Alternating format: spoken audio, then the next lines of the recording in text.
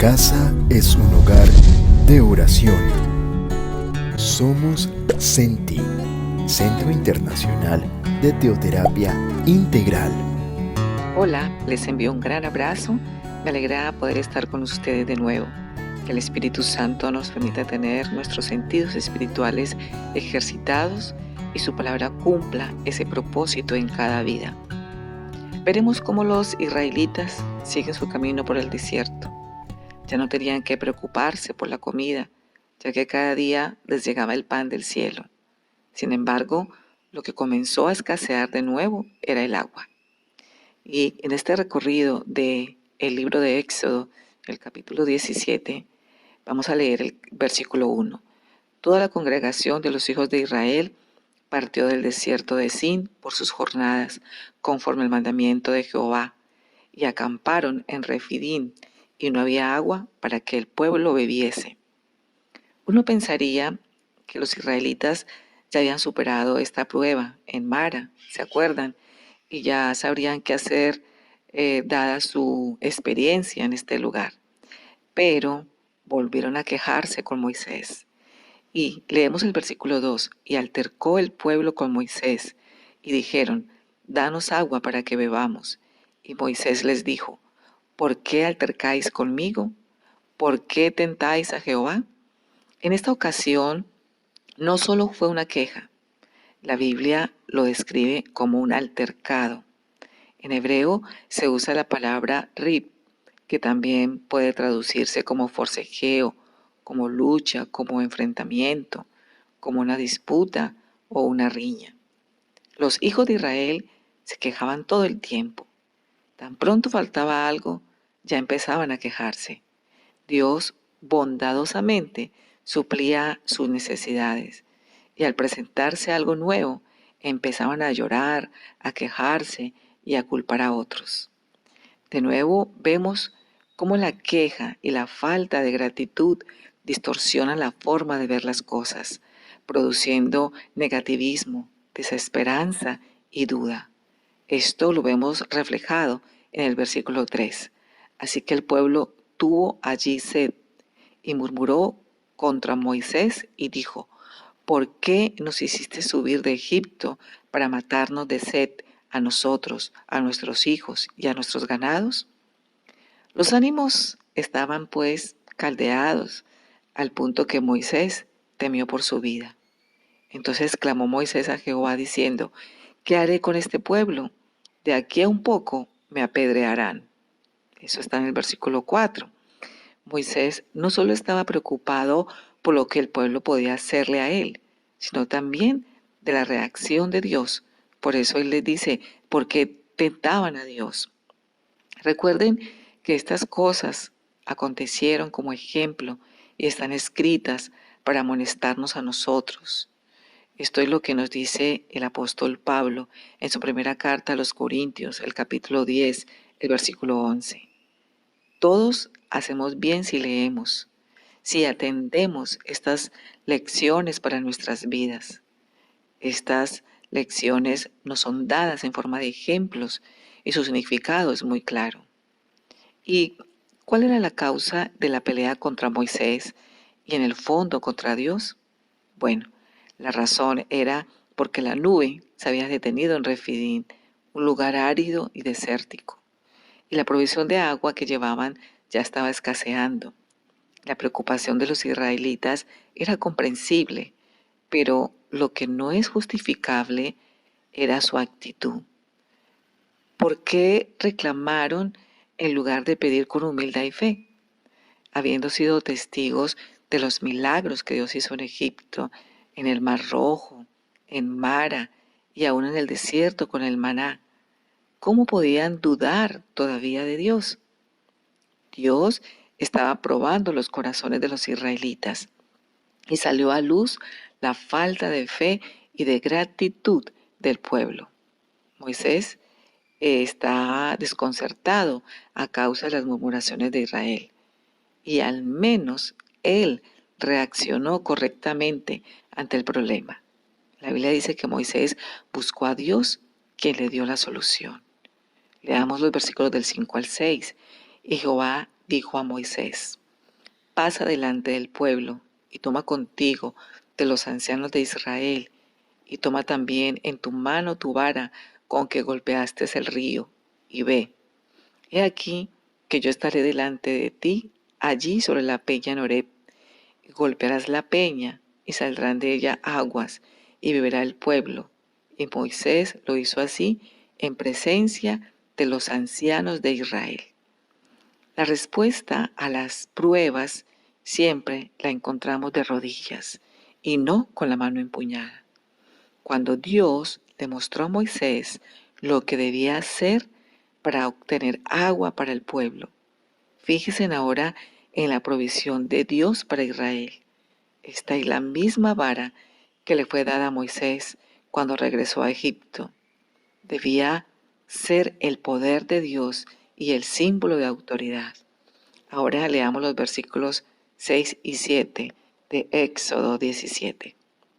He aquí que yo estaré delante de ti, allí sobre la peña en Horeb, y golpearás la peña, y saldrán de ella aguas, y beberá el pueblo. Y Moisés lo hizo así en presencia de los ancianos de Israel, y llamó el nombre de aquel lugar Masa y Meriba, por la rencilla de los hijos de Israel, y porque tentaron a Jehová, diciendo: ¿está pues Jehová entre nosotros o no? Esta es la primera mención de la peña y las aguas que salen de aquella peña. Ahora, ¿qué representa la peña? No se nos deja solo a nuestra conjetura, ni a especulaciones, ni a nuestra sabiduría. La peña describe a Cristo, según lo explica el apóstol Pablo en su primera carta a los Corintios, en el capítulo 10, los versículos del 1 al 4.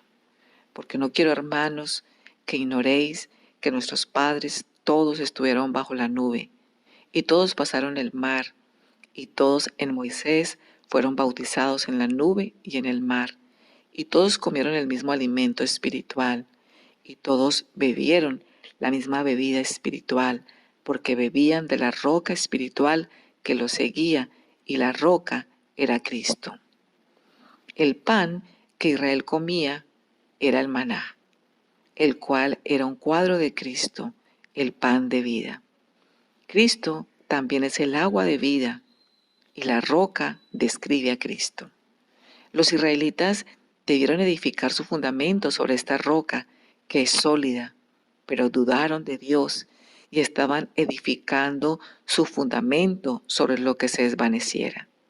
Israel se apoyaba en otras cosas, y su nube de dudas les escondía la cara de Dios. La roca es un retrato hermoso del Señor Jesucristo y que está apoyado por las Escrituras. En el Salmo 61, el versículo 2, desde el cabo de la tierra clamaré a ti cuando mi corazón desmayare. Llévame a la roca que es más alta que yo. Luego, en el Evangelio según San Mateo, en el capítulo 16, el versículo 18, el mismo Señor Jesucristo dijo: y yo también te digo que tú eres Pedro, y sobre esta roca edificaré mi iglesia, y las puertas del Hades no prevalecerán contra ella. Luego, Pedro nos dice en su primera epístola, en el capítulo 2, los versículos del 6 al 8, por lo cual también contiene la escritura: he aquí, pongo en Sión la principal piedra del ángulo, escogida, preciosa, el que creyere en él no será avergonzado.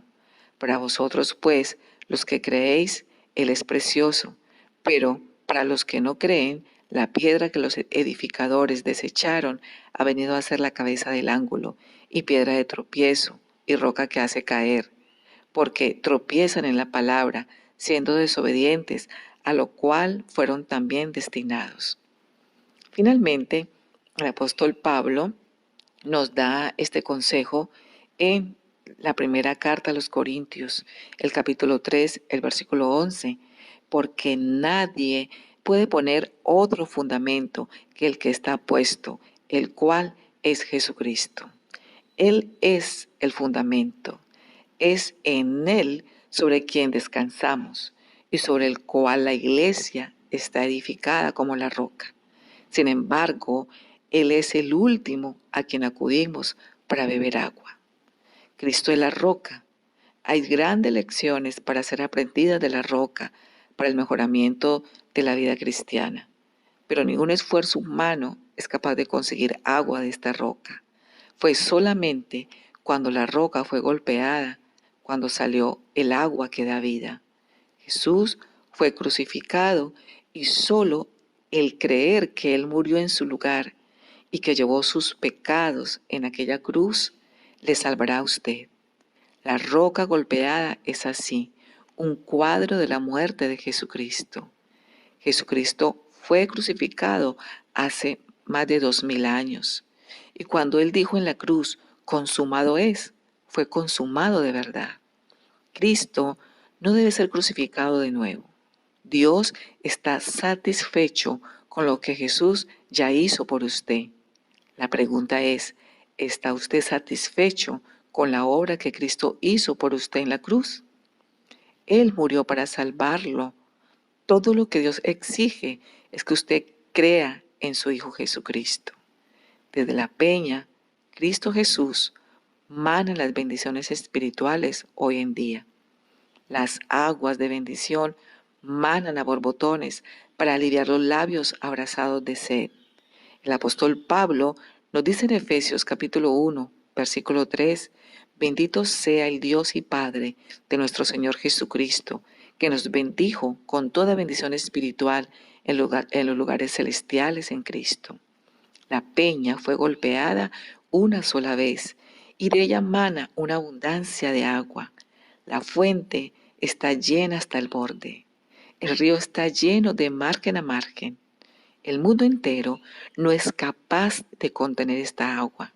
Sin embargo, a pesar de eso, hay muchas almas de hombres que en el día de hoy se encuentran marchitas o secas y sus vidas están sedientas. Millones de personas están muriendo por falta de la bebida espiritual. El caudal ha sido cortado, apiñado con troncos por causa de las dudas, corroído por el pecado y aislado por la indiferencia. El canal también está cerrado por los diques de aquellos que dicen conocer a Jesucristo, pero que en realidad no lo conocen. Estamos perturbados y nos sentimos tristes al mirar a nuestro alrededor. El mundo tiene sed y ahora le pregunto a usted, ¿ha acudido usted a aquella peña golpeada para beber del agua de vida?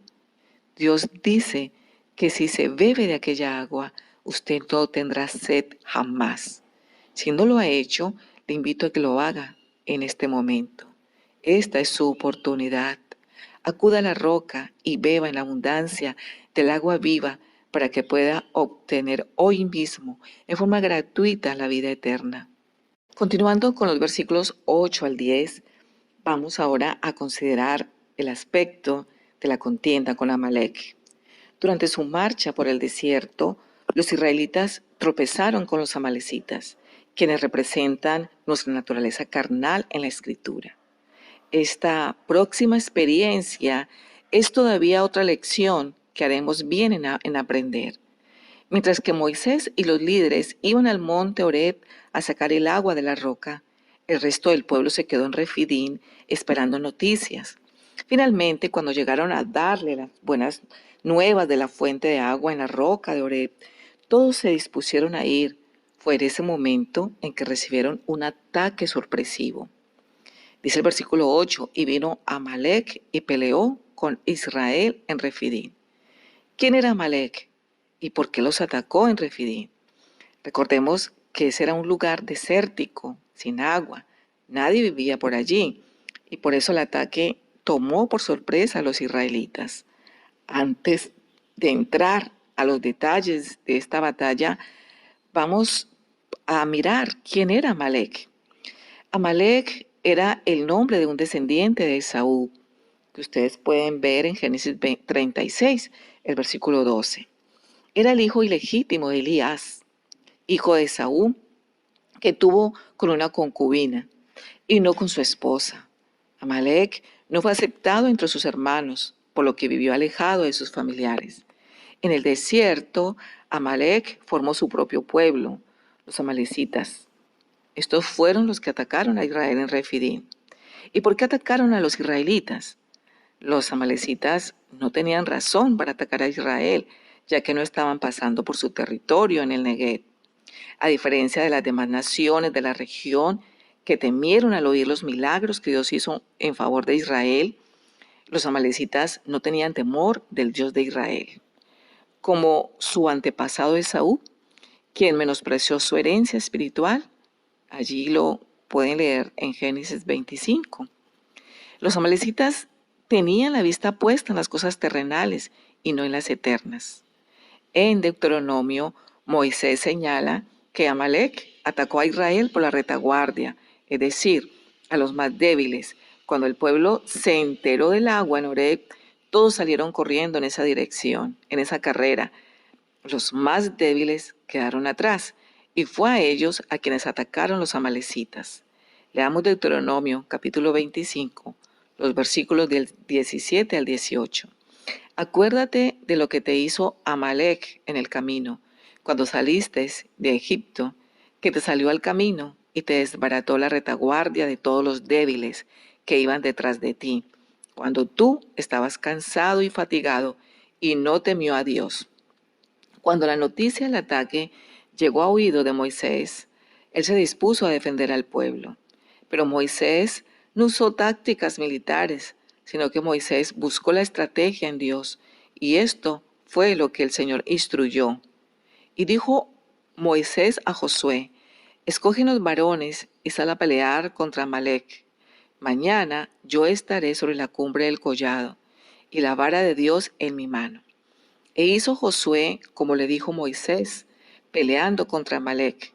Y Moisés y Aarón y Hur subieron a la cumbre del collado, y sucedía que cuando alzaba Moisés su mano, Israel prevalecía, mas cuando él bajaba su mano, prevalecía Amalek. Versículos del 9 al 11. Los amalecitas se hicieron enemigos de Israel. Nunca dejaron de ser los enemigos de Israel. Y por primera vez los israelitas entran en guerra. Este conflicto es prueba de que no se puede vencer la carne por nuestras propias fuerzas. La carne batalla contra el espíritu y el espíritu contra la carne, como nos lo cuenta el apóstol Pablo, nos lo explica en Gálatas capítulo 5, el versículo 17, que ustedes lo pueden leer.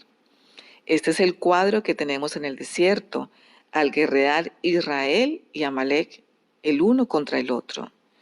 Tal vez lo más fácil hubiera sido que Dios acabara con los enemigos de una forma milagrosa, tal como lo hizo con el ejército egipcio en el Mar Rojo. Pero en esta ocasión, Dios quería que los israelitas participaran en su propia defensa. Esto serviría de práctica para cuando entraran a la tierra prometida. En esta prueba, Dios quería enseñarles una gran lección. El Señor quiere que hagamos nuestra parte ante las pruebas de la vida, pero al final debemos saber que la victoria viene de Dios. Esta lección estaba representada en la mano de Moisés, apuntando hacia el cielo. Cuando la mano estaba alzada, ganaban, pero cuando la mano caía, los israelitas perdían. Otra gran lección de esta experiencia es que Moisés no podía hacer las cosas solo, sino que tenía necesidad de contar con el apoyo de otros siervos de Dios. Y el versículo 12, y las manos de Moisés se cansaban, por lo que tomaron una piedra y la pusieron debajo de él, y se sentó sobre ella. Y Aarón y Hur sostenían sus manos, el uno de un lado y el otro de otro. Así hubo en sus manos firmeza hasta que se puso el sol. En la debilidad de unos está la fortaleza de otros, como lo encontramos en Eclesiastés, el capítulo 4, los versículos del 9 al 12 que ustedes pueden leer en sus Biblias. Una observación cuidadosa revela que en realidad la batalla fue peleada sobre la cumbre del monte. Fue peleada por la oración. Esta batalla no fue ganada por la habilidad de los israelitas de pelear, porque no eran soldados con experiencia, recuerden ustedes, ni eran aptos todavía para la guerra. Esta batalla fue peleada y ganada porque Dios usó a Moisés. El momento en que Moisés ya no podía alzar sus manos, los hijos de Israel empezaban a perder la batalla. Si no hubiera sido porque Dios usó a Moisés, Israel hubiera fracasado. Ahora, lo importante para recordar es que el Espíritu Santo es el único que nos puede dar la victoria sobre la carne. La victoria se gana al andar el creyente en el Espíritu. Cuando usted y yo actuamos independientemente del Espíritu, Amalek o la carne gana una victoria fácil. Nos inclinamos por naturaleza a complacer la carne, pero cuando alzamos las manos en la oración como lo hizo Moisés, entonces será posible vencer la carne. Aunque los israelitas no tenían experiencia en la guerra como la tenían los amalecitas, el Señor les dio la victoria de una manera milagrosa. Y el versículo 13, y Josué deshizo a Amalek y a su pueblo a filo de espada. Esta prueba en Refidim era la lección que los israelitas debían aprender en preparación para cuando entraran a la tierra de Canaán, donde tendrían que enfrentar a muchos enemigos. La hora ha llegado para considerar a este hombre, Josué. Es él quien seguirá a Moisés. Ya ha sido preparado para este puesto. Es un hombre ordinario, pero Dios lo está preparando para la tarea que tiene por delante. Aunque los israelitas triunfaron en esta batalla, la guerra contra los amalecitas no acabó allí. Los amalecitas volverán a atacar a Israel en el futuro. No obstante, en ese momento Dios decretó el destino de Amalek. El versículo 14, y Jehová dijo a Moisés, escribe esto para memoria en un libro, y di a Josué que raeré del todo la memoria de Amalek de debajo del cielo. Los amalecitas trataron de borrar la memoria del pueblo de Israel en el desierto, pero Dios le dio la vuelta a la historia y decretó que será la memoria de Amalek la que quedará en el olvido. En Deuteronomio está escrito cuando este decreto tomará vigencia. Si ustedes van al capítulo 25, el versículo 19 de Deuteronomio, será pues cuando Jehová tu Dios te hubiere dado reposo de tus enemigos alrededor, en la tierra que Jehová tu Dios te da por heredad, para que la poseas, que raerás la memoria de Amalek de debajo del cielo, no te olvides. Efectivamente, así sucedió. Luego que los israelitas conquistaron la tierra prometida y fue nombrado el primer rey de Israel, Dios trajo a memoria la promesa que hizo. A través del profeta Samuel, Dios encargó al rey Saúl exterminar a los amalecitas. Eso lo encuentran ustedes en el primer libro, en el primero de Samuel, capítulo 15, versículos del 1 al 3. Lamentablemente, el rey Saúl cumplió la encomienda solo a medias, dejando con vida al rey amalecita. Esta desobediencia le costó al reino a Saúl. Y también casi le cuesta la vida a todos los judíos en el futuro. Dios acabará con la carne, y gracias a Dios por esto. Cuando el Señor se lleve al cielo a la iglesia, la cambiará. El apóstol Pablo confirma esto en su primera carta a los Corintios, el capítulo 15, versículo 52, cuando dice que en un momento, en un abrir y cerrar de ojos, a la final trompeta, porque se tocará la trompeta, y los muertos serán resucitados incorruptibles, y nosotros seremos transformados. Si el Señor llevara al cielo a la iglesia como es ahora, sin ser transformada, el cielo sería entonces exactamente como esta tierra vieja, porque nosotros arruinaríamos el lugar con nuestras naturalezas viejas. Gracias a Dios que Él ha prometido acabar con la naturaleza vieja algún día. Aquellos que pertenecen a Cristo algún día serán cambiados y hechos adecuados para el cielo. Luego de oír el decreto de Dios contra Amalek, Moisés edificó allí un altar como memorial. Leamos los versículos del 15 al 16. Y Moisés edificó un altar y llamó su nombre Jehová Nisi, y dijo: por cuanto la mano de Amalec se levantó contra el trono de Jehová, Jehová tendrá guerra con Amalec de generación en generación. En Refidín, Dios se presenta con otro de sus nombres, Jehová Nisi. Nisi literalmente significa bandera o estandarte, pero en un sentido figurado también significa señal o milagro. La bandera es una señal de identificación. Se alza a lo alto para que todos la vean y la reconozcan. De igual manera, sirven los milagros como testimonio del poder de Dios. Tenemos que recordar 3 cosas importantes para terminar.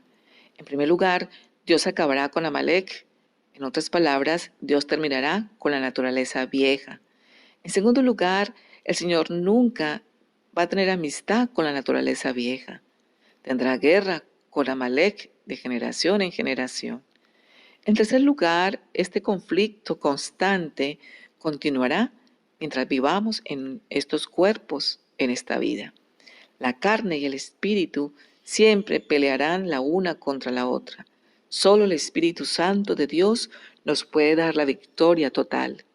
Y para terminar, tenga en cuenta lo siguiente: el brazo más fuerte fallará si está extendido por mucho tiempo. Solo la mano de Dios permanece extendida todo el tiempo. No vemos que a Josué le pesaran las manos para pelear, pero a Moisés le pesaban las manos para orar. Mientras más espiritual estemos, más ataques tendremos, pero la victoria se produce o decae según levantemos o dejemos caer nuestras manos. En la medida que bajemos la guardia en la vida espiritual, la carne irá cogiendo más fuerza. La vida de los hijos de Dios será exitosa en la medida que seamos firmes en la fe, en la medida que doblemos nuestra rodilla delante de nuestro Dios, en la medida que usemos la oración como esa herramienta poderosa que Dios nos ha dejado. Así que oremos en el día de hoy. Padre, gracias por tu inmenso amor. Ayúdanos a no rendirnos ante las dificultades de la vida. Ayúdanos a no despotricar o quejarnos a pesar de las duras condiciones en que nos encontremos. Que nos dirijamos a ti, nuestro Salvador, en busca de fuerzas. Tu palabra nos dice que debemos estar firmes, siempre abundando en tu obra. Señor, examina nuestro corazón y revélanos en tu inmensa e insondable sabiduría las debilidades que nosotros mismos no conocemos. Y danos la sensatez para seguir adelante, para trabajar y no intentar ocultar aquellas que sabemos que poseemos y que nos impiden servirte mejor. Que tú te glorifiques en cada debilidad.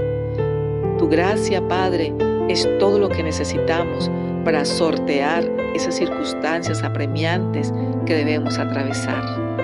Por ello te pedimos, Señor, que en estos momentos en los que sintamos que nuestras fuerzas ya no son suficientes, nos recuerdes que tu poder se perfecciona en medio de la angustia y la debilidad, y que de allí nos levantas para rescatarnos, ya no con nuestras fuerzas, sino con las tuyas, permitiéndonos, Señor, reclamar y ver tu victoria.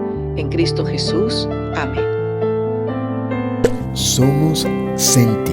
No te olvides de suscribirte a nuestro canal Gilberto Quiseno, darle like, compartir y activar la campanita de notificaciones para que no te pierdas ninguno de nuestros contenidos. Y búscanos en Instagram como Un Hogar de Oración y en Facebook como Senti Nicaragua. Conéctate más con nosotros.